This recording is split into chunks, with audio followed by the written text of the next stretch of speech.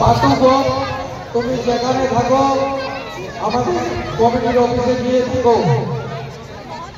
তোমার বাড়ির লোক তোমাকে খুঁজছে, কমিটির অফিসে চলে যাও। পাতু বোন, পাতু রজক কানা, পাতু রজক কানা, তুমি যেখানে থাকো কমিটির অফিসে গিয়ে থাকো, সেখানে তোমার বাড়ির লোক খুঁজছে।